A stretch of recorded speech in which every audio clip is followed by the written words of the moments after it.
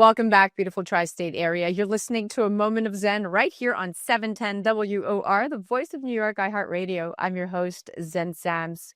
In today's We Play It Forward series, we're spotlighting a rare and devastating disease, Sanfilippo Syndrome, sometimes referred to as childhood Alzheimer's. This genetic disorder affects fewer than 5,000 children in the United States, yet its impact is staggering. Children who appear perfectly healthy at birth begin to lose speech, mobility, and memory, with most only living into their teenage years. As one researcher put it, Sanfilippo is like Alzheimer's in children, only moves much faster. Joining us today is Carrie Fowler. She's an influencer, a medical mama, an author, and a fierce advocate for her daughter Haidyn, who is courageously battling Sanfilippo. With over 500,000 followers, Carrie has turned her heartbreak into advocacy, giving Haidyn a voice and rallying for funding to find a cure. Through her work, Carrie brings hope, connection, and honesty to conversations about rare diseases, genetics, caregiving, grief, and resilience. She's joining us right now. Welcome to the show, superstar. I'm happy to be here. Thanks for having me. Absolutely. So let's get into some of these facts. Sanfilippo affects about 1 in 70,000 births, but because symptoms mimic autism or developmental delays, many families spend years searching for answers. So, Carrie, can you walk us through Haydyn's journey to diagnosis? How long did it take to get real answers? And what do you wish more parents and doctors knew about those early warning signs? So Haidyn was born seemingly healthy. She passed all pre- and postnatal screenings. Sanfilippo syndrome was not tested for at the time of her birth. Between the ages of 2 to 3 is when we began to notice some developmental delays, like a speech delay, and we wondered how much she was fully understanding and comprehending. But she was very different from my oldest child that was always ahead of her age group. So we didn't really put too much emphasis on comparing the two because every child is different. And she had passed all of her milestones the first couple years up until 2 to 3 with flying colors. Aside from it took her a little bit longer to walk because she had a tight Achilles tendon, a muscle contracture. And that was one of the first key signs of Sanfilippo syndrome. But we did not know, and doctors did not know either. She had chronic ear infections, sinus infections. Again, something many children deal with regularly despite any genetic conditions. But by age 3, due to the developmental delays, we had her tested and she was diagnosed with autism. And we put her in therapies. She did make some progress between physical therapy, occupational therapy, and speech therapy between ages 3 to 5. But by age 5, she was regressing majorly again. A lot of the progress we had made was going backwards. She had a lot of fear. We began to notice what you would call sundowning episodes in an elderly patient with dementia. And we did not know what that was at the time, but that's what we were beginning to notice in her around age 5. And no longer sleeping, just all kinds of issues. And I kept searching for answers. It started with trying to understand more about autism, asking questions, watching every documentary, reading every book, talking to other autism parents, trying to understand my child more, to some way I came across genetic screening, and turns out that she had Sanfilippo syndrome. Yeah. I mean, your story is a very powerful reminder that awareness saves lives. You know, as Maya Angelou once said, when you know better, you do better. So the more we know, the faster we can help families. And really, it's awareness and it's research, because once you know you carry that mutation, you will make different choices. Yes. And the human face of the disease is something I really want to talk about, because once Sanfilippo parent described it as like watching your child fade away in slow motion. And that's a heartbreaking reality families face every day. How has Sanfilippo affected Haydyn's daily life today? And what moments do you cherish most as you navigate this journey with her? Yes, by age 6, she lost her ability to talk. And now she is 10. and she can no longer walk. She has a feeding tube. She can have very soft foods by mouth on a good day when she is handling it well and can swallow safely. Or, she still loves sweet tea, but she really depends on us for everything now. She requires 24/7 care and from a caregiver to do everything for her. And it is very hard to watch your child, they start to blossom and they start to have a little personality. I mean, she was so funny and a little mean. She was a little bit of a mean toddler, but she was so funny, and she just had this big personality. We always say she was like a bull in a china shop. She was just aggressive, but in the best way. She was just loud and rambunctious and all of that.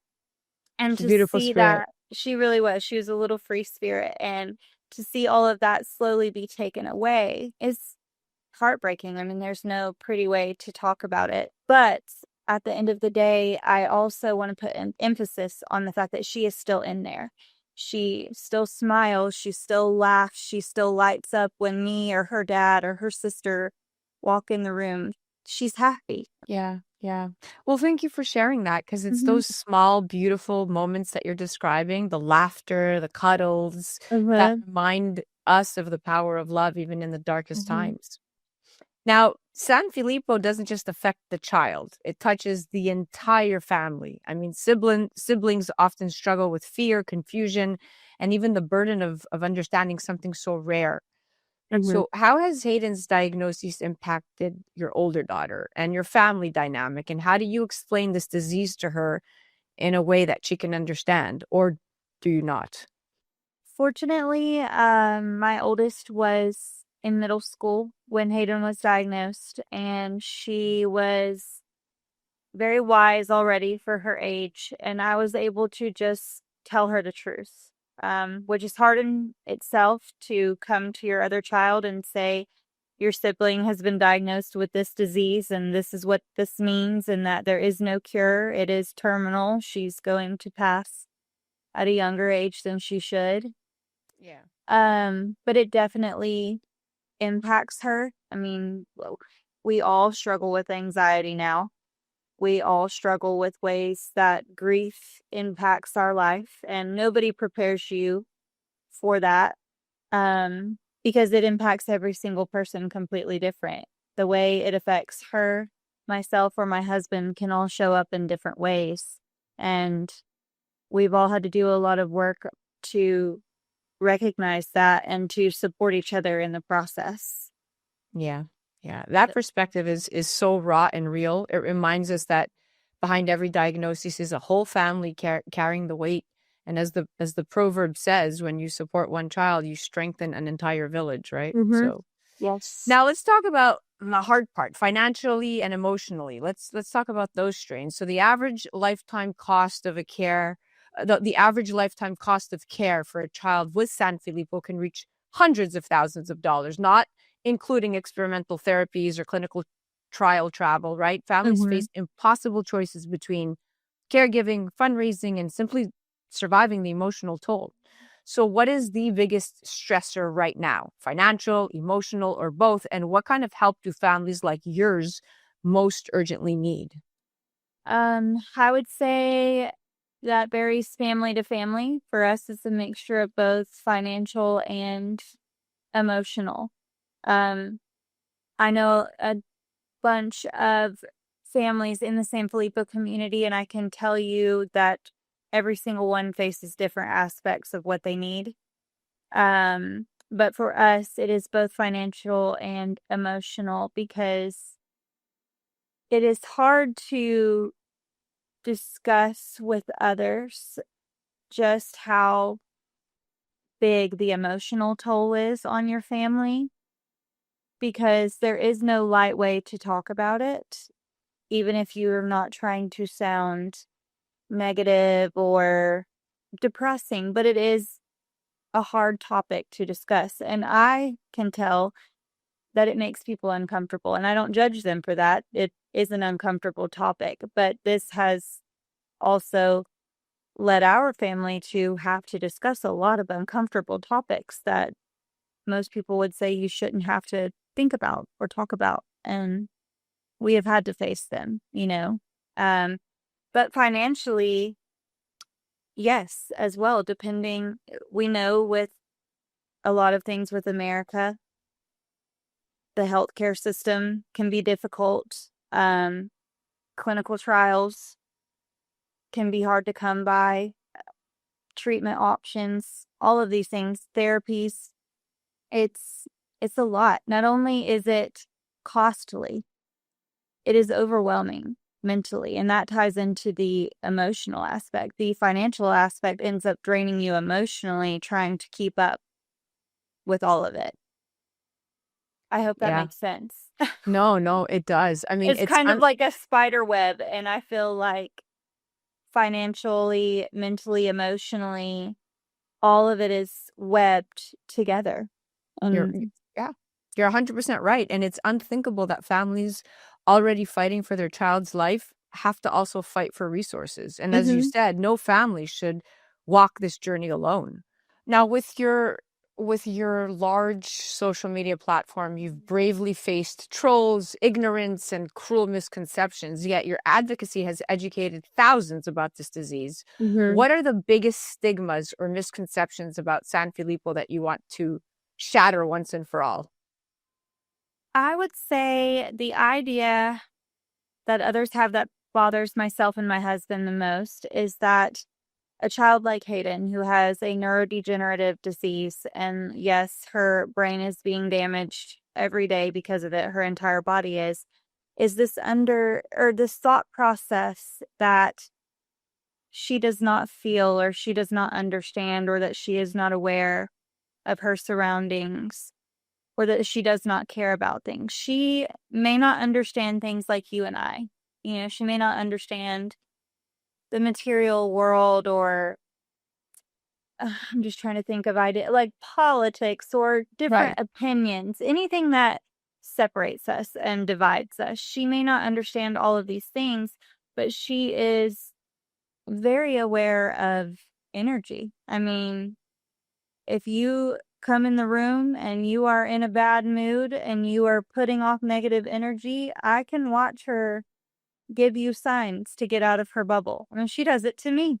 If I'm in a place where I'm struggling that day, she can look at me with her eyes and it's like she's telling me, "Don't bring that over here," you know? Um, she's very aware of what's going on around her. She's here, she's alive. I get to still hug her and see her, and she's happy, and she's not in pain, and everything is controlled. And if we can just have more time for a cure, for an Mhm. advancement by another 10 years, you would take that. Yes, you would take it, right? Mhm.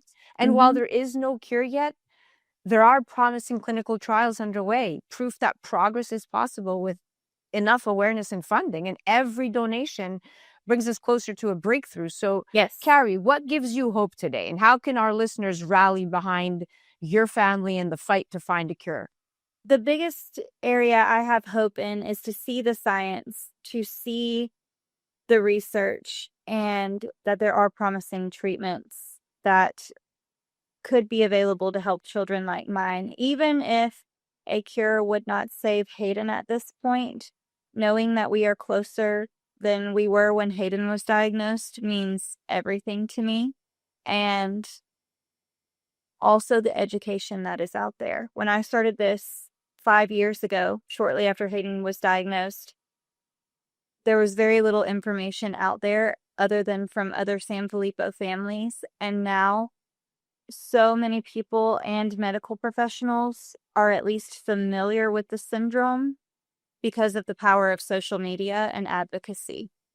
And other children have been diagnosed through Haydn's story, and now these parents are also advocating, or many of them are. And That's beautiful. mhm, You're doing God's work. Really, you are. thank you. Yeah. Well, we are at the end, my dear. Thank you so much for coming on. This is such a moving incredible, inspiring segment. I'm sending you nothing but love. Big hugs and kisses to Haidyn and to your entire family. You are such a trailblazer. I am so proud of you, and I'm honored that you came back on today. Thank you. Thanks so much for having me, and hopefully I'll be back in the future. That was today's We Play It Forward segment featuring Carrie Fowler, advocate, author, and devoted mama to Haidyn, who is bravely battling Sanfilippo Syndrome. To learn more, to donate, and to join the fight, please visit. You can go to @Haidyn's Hope directly on the gram. And remember, when we play it forward, hope has a chance to grow. You could head directly to our foundation at WePlayItForwardFoundation.org. And you can check out Cure Sanfilippo at CureSanFilippoFoundation.org as well. You're listening to A Moment of Zen right here on 710 WOR, the voice of New York, iHeartRadio. We'll be right back after this.